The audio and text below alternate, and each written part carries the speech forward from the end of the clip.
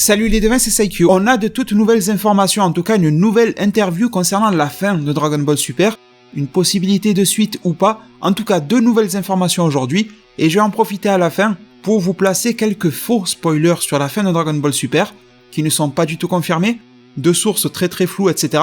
On va en parler après, chaque chose en son temps. Et donc c'est une interview de monsieur Seiji Nakazawa de Fuji TV, donc la chaîne de télévision japonaise qui diffuse Dragon Ball Super chaque semaine et qui le diffusera jusqu'à ce 25 mars 2018 avec l'épisode 131. Après ça s'arrête pour laisser sa place à l'anime commémoratif Gegege no Kitaro, et cette interview a été organisée par les journalistes de Rocket News 24. Donc un très grand merci à Herms98 sur Twitter pour sa traduction de cette interview. Il nous l'a traduit en anglais et je remercie et je crédite aussi le site dragonballsuper-france.fr pour sa traduction en français. Les liens seront bien sûr en description de cette vidéo. Donc question très claire, est-ce la fin de Dragon Ball ? Et Fuji TV répond, oui, la série actuellement diffusée sera terminée pour le moment.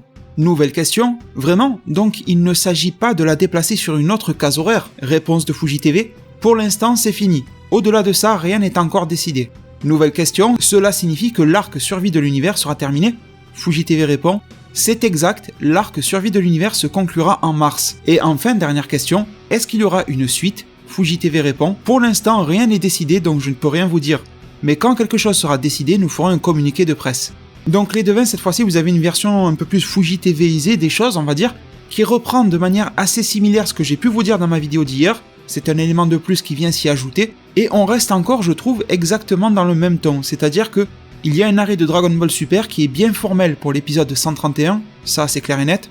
Après, en 2018, il n'y aura rien d'autre concernant la série télé Dragon Ball Super, il y aura bien sûr le film Dragon Ball, l'origine du pouvoir des Saiyans en décembre 2018, et toute la Toei Animation est en train de concentrer son staff et ses efforts et son argent là-dessus. Déplacement sur un autre créneau horaire, ça n'est pas du tout au programme pour l'instant, et ça ne peut pas être le cas en 2018 étant donné que la Toei Animation bosse sur le film. Dragon Ball Super, l'an prochain par exemple en 2019, pourra revenir sur un autre créneau horaire, mais en 2018 il ne faut plus rien en espérer malheureusement. Fuji TV confirme un petit peu le fait qu'il n'y aura pas de cliffhanger lié à l'arc survie de l'univers. Ils nous disent que l'arc survie de l'univers sera conclu en mars. Donc, sauf surprise un petit peu bizarre, on ne devrait pas avoir, normalement en tout cas, je sais pas, par exemple, Morito et 2-3 autres anges qui se rebellent et ça devient une baston. Et ça coupe sur ça. Normalement, faut arrêter de penser à ce genre de choses. Il faut peut-être même penser à une fin un petit peu plus classique, comme le tournoi, le départ avec Oob et ce genre de choses. Je vous en ai parlé hier. Ça ne veut pas dire que la série sera une nouvelle fois terminée et qu'elle ne reviendra pas après une pause. Parce qu'on a vu Oob, ils peuvent continuer avec une nouvelle génération dans un an, etc.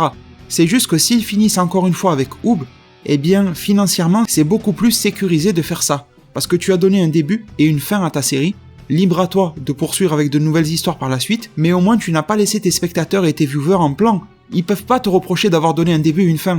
Mais par contre, ils peuvent te reprocher d'avoir donné un début et de les avoir laissés comme des cons sans avoir donné une fin. Donc je pense que la Toei Animation, malheureusement, ne va pas forcément assumer pleinement ce choix, ne va pas prendre le risque d'assumer un choix de laisser une histoire ouverte. Moi j'adorerais ça vraiment, comme je vous l'ai dit dans mon live hier soir, j'adorerais qu'on ait un cliffhanger de fou, etc.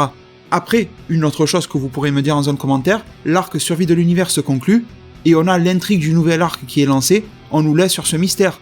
Mais ça me paraît tellement fabuleux et tellement rêveur que j'ai du mal à y croire, sincèrement. En y mettant même tout mon optimisme, j'ai du mal à y croire. Sachant que quand on poursuit, on nous dit que pour la suite, rien n'est décidé, qu'ils savent juste que pour le moment la série est stoppée, mais que pour la suite, voilà, continuera pas, même eux ne l'ont pas décidé, vous savez, c'est des histoires de gros sous. Donc voilà, combien lui va mettre, combien lui va pas mettre, combien lui il en veut, combien il en veut pas, et tout ça, faut que ça trouve des accords, etc. pour que ça se poursuive. Il faut que la Toei en interne trouve un système économique qui arrive à fonctionner pour continuer la production de ces épisodes sans avoir à sacrifier la qualité graphique, visuelle, les dessins, l'animation, etc. Il y a des tas et des tas d'enjeux qui entrent en compte dans tout ça, et c'est aussi pour ça qu'ils ne sont pas capables de nous donner une indication aujourd'hui. Alors bien sûr que dans les têtes pensantes de chez Fuji TV Toei Animation, il y a des mecs qui doivent quand même savoir à peu près ce qui va se passer, sauf qu'ils ne veulent pas nous le dire parce que c'est trop fragile, ce n'est même pas une décision, ça n'est pas acté, ça n'est pas signé, ça n'est pas payé. Une fois qu'ils auront réglé toutes leurs histoires en interne, ils pourront nous dire si oui ou non ils sont aptes côté Toei Animation, côté Fuji TV, côté même Bandai Namco qui sponsorise Toei Animation, côté Toriyama, côté Toyotaru, côté Shueisha pour la version manga, il y a énormément d'acteurs. Et il faut arriver à tous les mettre d'accord. Vous avez vu, des fois, vous êtes avec vos amis, vous êtes 4 ou 5, vous n'arrivez pas à vous décider sur quel film vous allez voir au cinéma ou dans quel restaurant vous allez manger. Alors vous imaginez tous ces gens-là comme ils peuvent avoir du mal à se décider alors qu'il y a énormément d'argent en jeu. Donc malheureusement, il faut leur laisser encore du temps. Et je pense qu'une annonce sur une suite n'arrivera pas très vite parce que là, ils vont vraiment focaliser leur marketing et leur communication sur le film. Là, je pense qu'ils essaient un petit peu de nous calmer sur la hype Dragon Ball Super et qu'ils vont nous faire monter une hype film. C'est un petit peu normal aussi. Je pense que dès le printemps, attendez-vous à voir les news sur le film qui vont commencer à bombarder. Et l'été, ça va être vraiment le paroxysme des news sur le film. Et du coup, les deux, on va pas s'attarder sur ça parce que ça n'est qu'une rumeur et c'est même quasi sûr du fake. Mais bon, le site db-z.com a pris le risque quand même parce que je sais que ça attise un petit peu trop les foules. Et du coup, je sais que tout le monde s'est mis à le partager partout. Alors, qu'est-ce qu'il faut comprendre de ces spoils? Avant de vous les montrer même, j'en parle. Écoutez-moi bien. C'est un membre du forum 2chan. Alors sur 2chan et les forums un petit peu comme ça similaires, japonais, chinois, etc., on a très souvent de bonnes informations sur Dragon Ball Super. Et on a très souvent énormément de conneries aussi. Donc c'est pour ça que déjà vous comprenez que ça peut être du gros fake. Ce membre-là, il y a à peu près un an en arrière, etc., il avait déjà publié des spoilers concernant la fin de l'arc Trunks du futur, Mirai Trunks, Gatai Zamasu et Goku Black et tout ce que vous voulez. Et tout le monde criait au fake, et au final, ces titres et synopsis à ce gars-là, ils étaient vrais. Et du coup, là, le mec, il en a remis une couche, c'est-à-dire qu'il vient de nous proposer, soi-disant d'après lui, les spoils de fin de Dragon Ball Super, tous les épisodes à venir, soi-disant, lui, il a tout. Avec certaines rumeurs, vous savez, les rumeurs, ça va toujours vite, comme quoi il serait un contrôleur des épisodes de Dragon Ball Super chez Toei Animation. C'est vraiment bizarre cette histoire.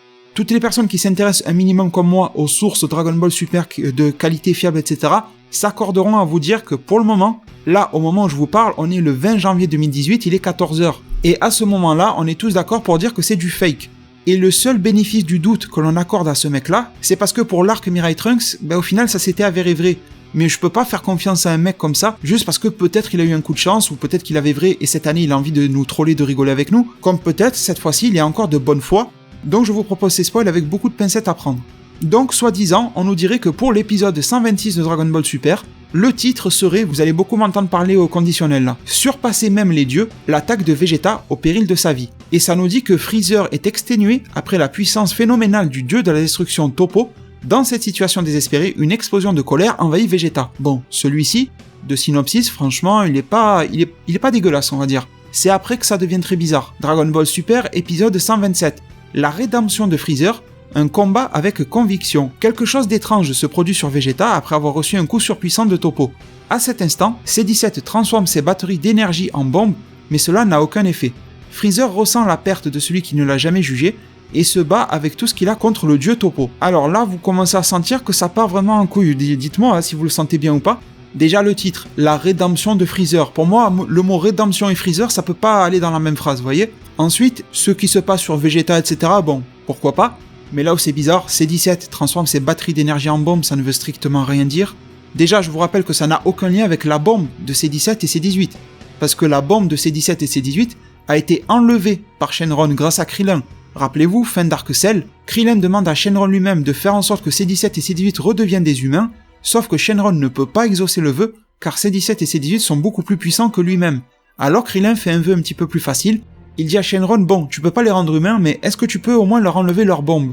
Et Shenron dit oui, ça je peux le faire, c'est à ma portée. Du coup, C-17 et C-18 n'ont plus la bombe en eux, comme C-16 l'avait sur lui. Donc en gros, on se lève l'idée de la tête comme quoi C-17 fait péter sa bombe, il ne l'a plus. En gros, C-17, il accumulerait son énergie un petit peu comme un Majin Vegeta, plutôt une bombe sacrifice avec son propre ki. Et on nous sort que ça n'aurait aucun effet, et en plus que il y aurait la perte de C-17, donc C-17 devrait crever dans ces spoils. Comme fin de Dragon Ball Super, c'est vraiment pas terrible. Une fin avec une mort inutile. Sincèrement, bon. Et en plus, Freezer va se battre de toutes ses forces par rapport à la perte de C-17. Attendez, si Freezer nous fait des sentiments 3 épisodes avant la fin de DBS, c'est du gros n'importe quoi. Peu importe, que même si demain on nous dit que les spoils sont confirmés, j'aurai exactement le même discours, c'est pas parce que c'est fake ou pas fake que je me sens plus ou moins chaud, c'est vraiment ce que je pense. Je le répète, mais c'est vraiment sûrement du fake. Mais je suis persuadé que c'est du fake, mais bon, je préfère vous en parler vite fait. Dragon Ball Super épisode 128, le désir valeureux de Jiren, le pouvoir brûlant de Goku explose les limites. Le vœu de Jiren est révélé devant tous ceux qui assistent au tournoi. Les dieux restent sans voix, mais Goku n'abandonne pas et active une nouvelle fois l'Ultra Instinct.